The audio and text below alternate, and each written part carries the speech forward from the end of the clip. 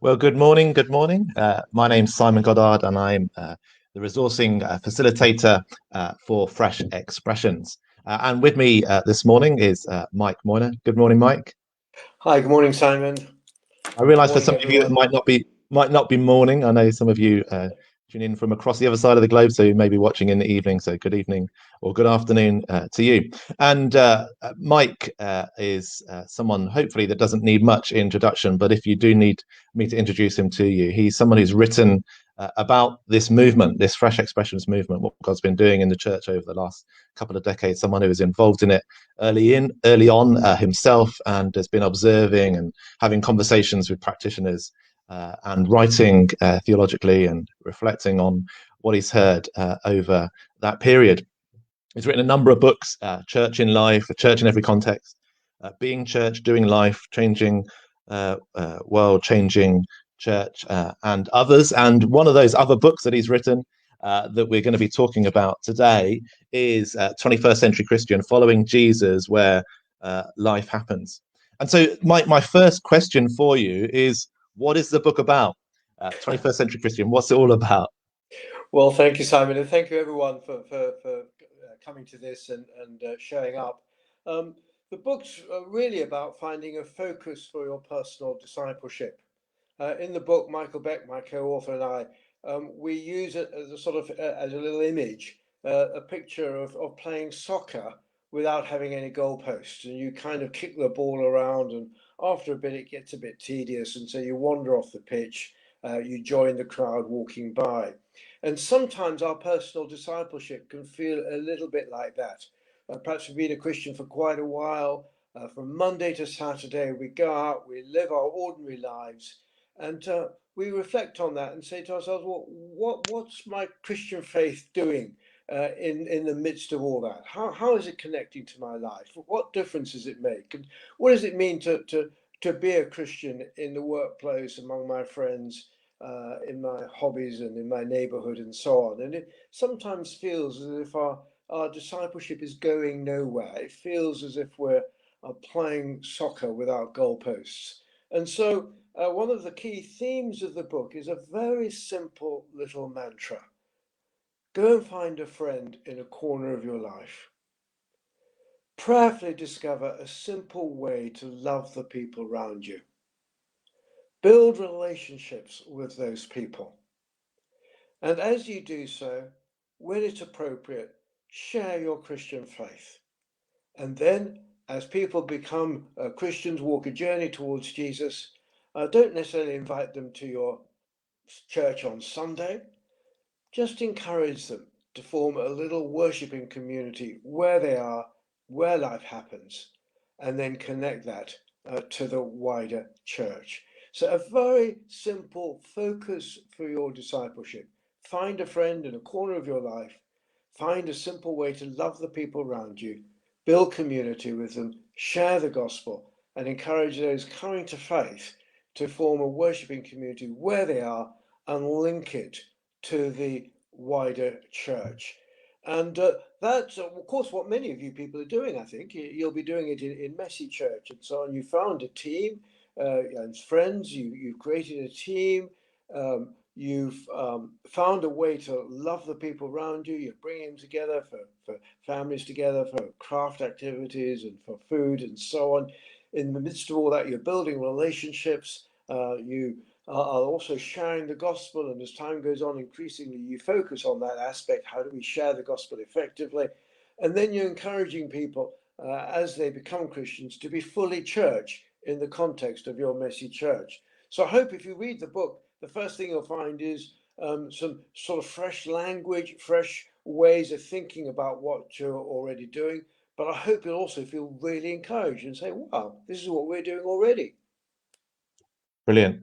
Thanks, Mike. And over this half hour, be really good. And what we intend to do is try and tie some of the insights in the book into what you're doing with Messy Church. And it's really good. Already, people are saying where they're watching from. So do put that in the comments, but also in the comments on this Facebook Live. Do indicate some questions that you might have. So I've got a couple of questions that I'm going to ask Mike, but we're going to got space for your questions as well. So do anything that Mike says do feel free to ask a question about it, or anything else to do with Fresh Expressions. Put Mike on the spot. But it's great. We've got, I don't know if you can see the comments, Mike. We've got people from Sweden, Australia, South Africa, New Zealand joining us this morning. So really good, wherever you're joining us from, to be part of this. So I've asked you what is the book about, but Mike, you and Michael Beck wrote this book together. You've already mentioned it's co-authored with Michael Beck. Perhaps you can just tell us a little bit who Michael is, but also together, why did you write the book? You've written a lot of books already. Why this particular book, and why now? So just quickly, Michael Beck, he's based in Florida. He's an absolute dynamo of someone in their mid-30s. Comes from a very intriguing background. He was in prison for a while for selling drugs, and came to faith, and got himself free of drugs and so on. But he leads a Methodist church in Florida, and they have 15 Fresh Expressions of church. It's United Wildwood Church, I think, if you Google it. So he's been a real inspiration to me. And one of the reasons that we wrote this book is because, and if I say this, you'll think this is really obvious, but we don't often think about it. The truth is that every single congregation, whether it's old or new, every congregation is exclusive by its very nature. It leaves people out. And it does so because of when it meets, where it meets, how it meets, and the agenda that it has. So once you've decided to meet at a particular time, in a particular place, with a particular agenda and in a particular style, you'll attract some people, but you're bound to exclude many, many others. You'll exclude all those who can't come at that time, all those who can't come to that particular place, or all those who don't identify with your style. Maybe you're very informal, maybe you're formal, whatever it is, they don't identify with the music that you sing, or they don't identify perhaps with your agenda. Some may not even identify with worshiping Jesus. Others may not identify with your theology. And so you inevitably exclude people because of when, where, and how you meet. And that's a real problem for us as Christians, because we worship a God who died on the cross with his arms outstretched in a welcome to everyone. So we worship a God who wants to invite everyone to his sort of banquet, if you like, and yet the means by which we worship and the means by which we meet exclude folks. And I think there's only one solution to that problem, and that is to start new Christian communities alongside your existing congregation, among and with people who currently don't attend the church.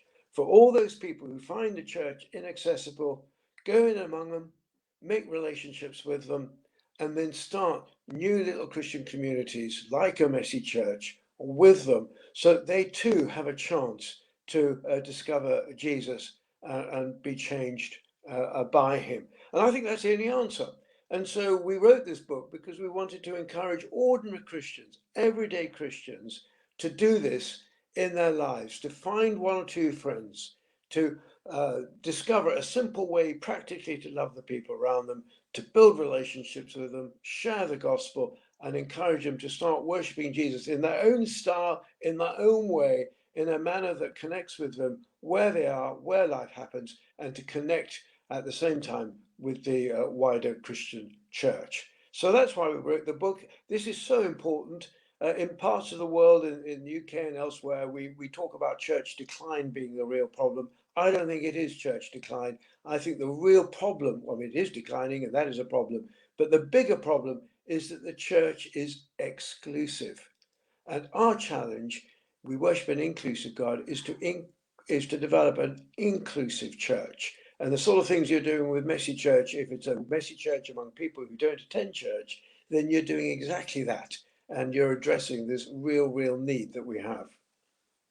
Brilliant, Mike. Thank you. And it is worth noting that Messy Church is a significant part of the Fresh Expressions movement that's grown up over the last couple of decades. So many churches and individuals have been involved in the messy church movement and bringing church to people that aren't engaging with church, and that's great. So as we think about messy church, and we're on this messy church Facebook page this morning, Mike. So this book, and I'll wave it again just for those that have joined a bit later than the 9 o'clock. The 21st Century Christian Following Jesus Where Life Happens by Mike Moynagh, who's joining us, and Michael Beck. This book, why is it relevant to messy church then, Mike? Well, it contains loads of practical advice, loads of practical stories that to inspire you. And Michael and I, we wanted to make this a practical book. It's a handbook. It's actually, it's only the size of a pocketbook. It's very small, and you can read it in about an hour. So it's got lots of practical advice and suggestions in it. For example, if you're in a messy church and you've got folks who are engaging with what you're doing, but you're wanting to encourage them to make a journey towards Jesus in a more intentional and in a deeper way, how might you go about it? Well, we've got a whole chapter on how you can share your faith in the most simple way possible. We talk about Bible talk or discovery Bible study. And you might just encourage some of the adults to sit at a table and to look at a story that Jesus told. And you might say to them, look, just ask 4 questions about that story. You could do that story over 4 sessions. You know, they might meet by Zoom over 4 weeks, once a week by Zoom. They might do 3 of the questions 1 month and then ask the 4th question the month when they come back a month later. But 4 simple questions. If this story happened today, what would it look like? If this story happened today, what would it look like? So that connects the 1st century to the 21st century. Second question, what's this story saying to you? What's it saying to me? And then the third question, could the story make a difference to your life? Could it make a difference to my life? And if so, how? And then let's go away and do an experiment. Let's see if it does make a difference. And you come back, and the 4th question, did the story make a difference to my life? If so, how? Anyone can take part in that discussion.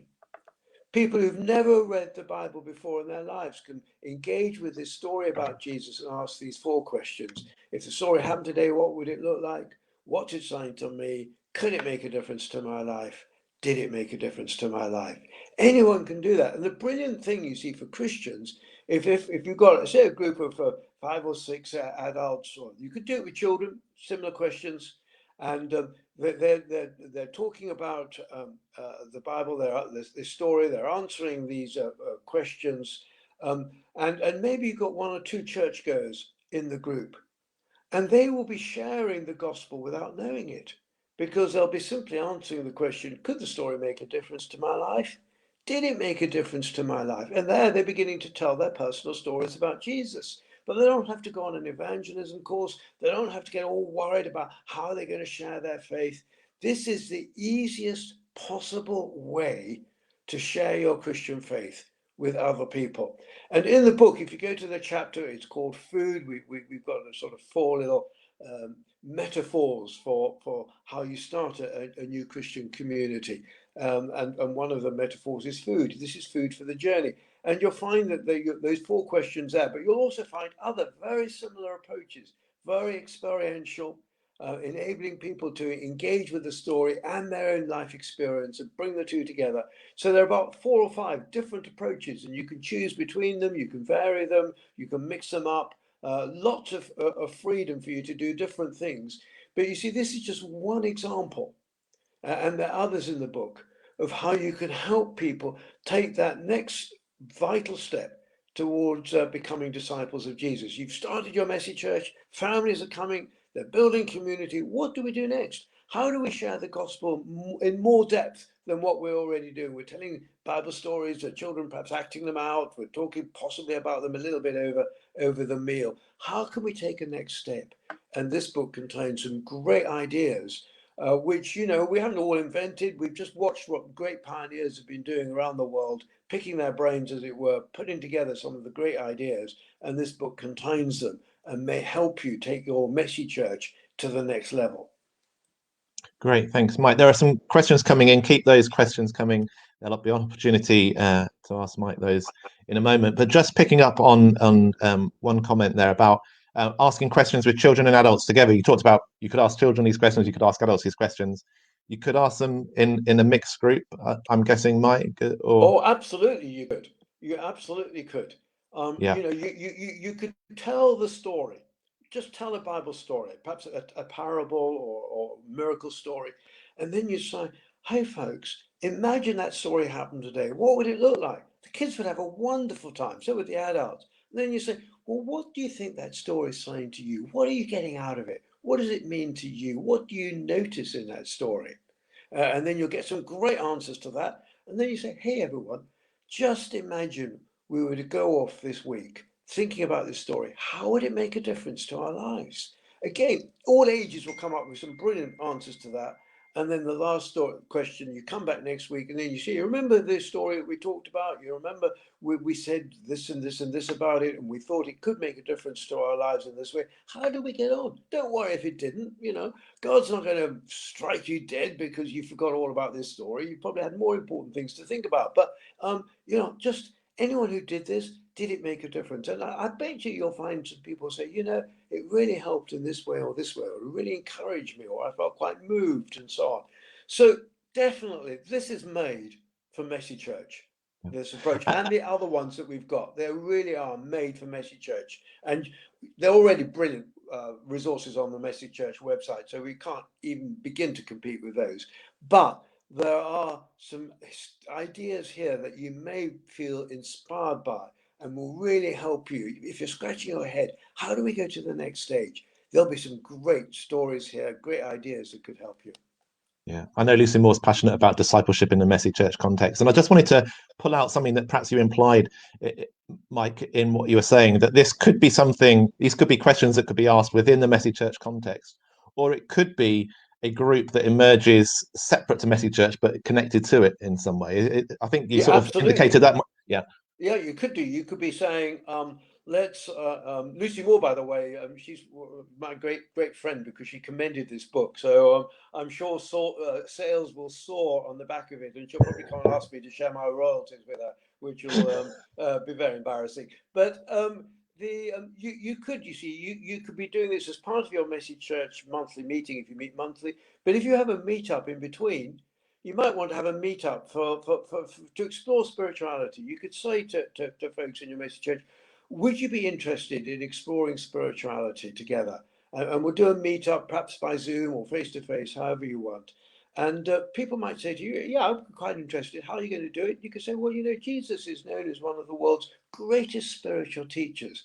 So why don't we look at some stories about him, some stories that he told, and see if we agree with them?" And that could be your invitation, and then you could have these meetups during between your main meetings, and you could use these discovery Bible study methods, Bible talk, some of the other methods that we suggest, and that could be a way in for some of these folks. yeah.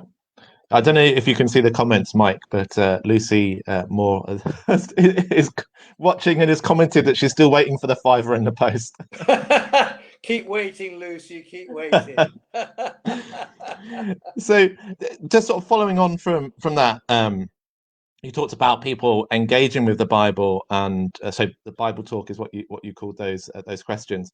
But what happens if people aren't ready to talk about the Bible, Mike? At that, at that point, what do you do then? Well, you know, what I've heard some pioneers doing, and I think it's a great idea, I call them conversations with a difference. And you can encourage people to get into, you know, if you're doing a messy church, and you might just say, "Today we'll do something different. We'll break into different tables with different themes." And the theme might be a television series or a film or some sporting events, or it might possibly be a book, or it might be items in the news or celebrities, any topic that's interesting, mental health, or any topic that's interesting to people. And you might encourage folks to gather around those tables, talk about the topic, and then you might say, this is a conversation with a difference. So after a few minutes, you might say, hey, everyone, just imagine that God existed and was listening to your conversation. Or just imagine that a spiritual guru dropped in. What would they say about the topic? And then off they go again and talk about it. I was sharing this once with fairly recently with a youth worker, and she said, "You know, Mike, this is so easy for me. I would with my young people, I would have two tables. One table would have the name of Love Island, which is a popular TV program in the UK. On the other table, I'd have the name of a celebrity. I'd encourage young people to gather around. They'd talk about what's been going on in the recent episode of Love Island. They'd chat about the news about the celebrity. And then I'd say to them, you know, if God existed, what might he say about the topic? And off they go again. And it would encourage people to begin to connect the idea of God with their everyday lives.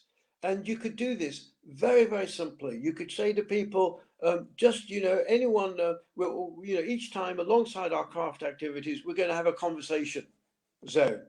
And anyone can nominate a topic as long as they think it's going to be interesting to other people. We'll put it there, and it's a conversation with a difference. We'll chat about this topic together, and then we'll ask if a spiritual guru dropped in or if God existed, what would they think about this particular topic? So easy to begin to introduce spiritual themes into everyday life. Brilliant, Mike. And I was going to ask you, is the book easy to read? But you already mentioned that it's a relatively small book.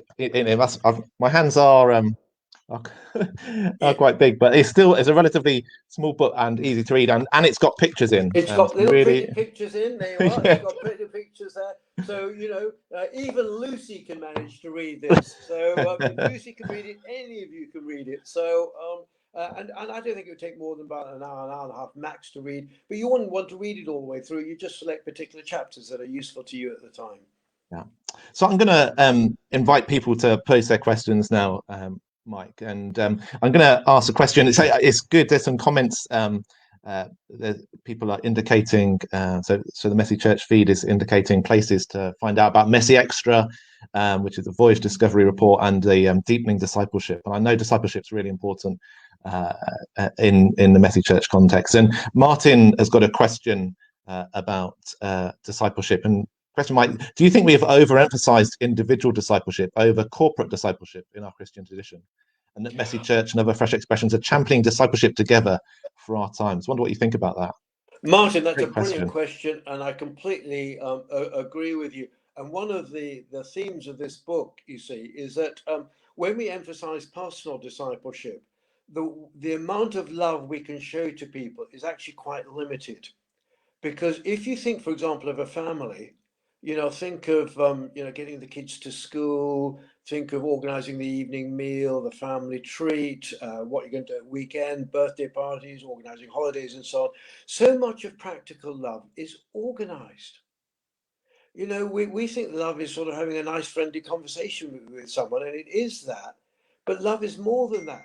A lot of love is organized. And if you want to love people in a practical way, you need to get organized. And of course, you know, single parents do a great job of organized love on their own. But it's more fun and it's easier to be organized with other people. And so, one of the pleas in this book is to get together with other people and get organized in order that you can expand the amount of love that you show to people, because love is the heart of our discipleship. Loving God and loving other people is the fundamental element, ingredients of our Christian discipleship. And that's why, you know, I'm such a huge fan of Messy Church, because you've all done that. You've all said, those of you who are leading Messy Churches, we're not just going to be loving, following Jesus as individuals. We're going to have a corporate element in our discipleship where we get together, get organized, and then multiply the amount of love that we can show to other people through, in this case, your Messy Churches, which is absolutely brilliant. So yeah, Martin, totally with that question. And you'll see that's picked up in the book. Brilliant, Mike. Mike, just in terms of talking about discipleship, and you talked about practical love, I wonder, just in terms of joining those two things together, the Fresh Expressions journey or the Loving First journey, do you want to give uh, those watching sort of a taster of that? Because that's a core part of the learning. I think it's mentioned in the book, and it's part of the Fresh Expressions sort of understanding of what we're doing. Yes, we talk about this as a little map, and some of you may recognize this from your own experience. You start by listening to your context. You know, what were the families around here like? What would help them? What would be fun to do with these families? And so you listen to them, you listen to God, and then you find a way of loving people, and then you build community with them. And of course, all that's going on in a messy church. You've come together, you've listened, you've loved by providing a meal and uh, organizing craft activities, and families are gathering around that. Community builds as the families keep coming back and getting to know each other. And then you focus more heavily on sharing the gospel and sharing Jesus. You're doing that a little bit all the way through, but you begin to, as the community settles down, you begin to make this more of a priority. How do we share Jesus more effectively, you might ask yourselves. And then as people begin to walk a journey to faith, they begin to become an expression of church where they are in a fuller way. They not only worship Jesus more intentionally, they come to a gathering with the purpose of worshipping Jesus, and that's a real breakthrough when that happens. Rather than coming just to chat with friends, they come in order to worship Jesus, and that worshiping community is also connected to the wider church. And so you can say something that got the flavour of church is taking shape now, and then at the best you go and repeat the process. You've got a messy church, it's flourishing, people are finding Jesus, it's becoming a real proper expression of church, if I can use such language. And then you say, right, well, now how can we teach folks who've come to faith to go and repeat the process, to repeat this journey in a section of their life with some of the people they know? And so this little map of listen, love, community, share Jesus, church, repeat, and then you start again. That's a map, as it were, and you might want to plot where you are as a messy church on that. You might say, which is the main focus of our attention at the moment? Are we focusing on the community side, or do we need to go on and focus more heavily on the shared Jesus? And that can be, as it were, a way of setting your agenda. Where have we got to, and what should we start focusing on next? You may go back and forward, of course, around that cycle. It's not a one-way journey. Sometimes you go back and retrace earlier steps. And as you're coming out of lockdown, you may go right back to the beginning again, even. And that's a great place to be. So that's a little way of sort of mapping your journey, if it's helpful, and enabling you to say, well, what's the next item on our agenda as a leadership team? Brilliant, Mike. Thank you. We're coming almost to the end of our half an hour together. It's been really great to share this time with you. We'll be doing it again this evening for those that can join us. Then it's been good questions, and probably a question more for the Messy Church team about doing Messy Church online or Zoom simply. And I know Fresh Expressions across the board, including Messy Church, have been really creative during lockdown, and it's had a lot of challenging impacts. But I think one of the impacts has been more creativity in our churches, and also in our messy churches, messy church bags, but also online messy church. And I know there have been one or two experiments with that, which is great. Yeah, others are commenting there that people have been using YouTube and Facebook Live to do messy church. Someone's talking about messy church going cyber, which is great. So I think we'll probably call it a day there. Thank you, everybody, for joining us. And hopefully that's been helpful for you. And we've been thinking about being a 21st century Christian within a messy church context. And God bless you in your ministries, in your messy churches. And thank you again, Mike, for being with me. Really good to be in conversation with you today. Bless you. Bless you. Bye-bye, Thank you, everybody. everyone. Bye-bye.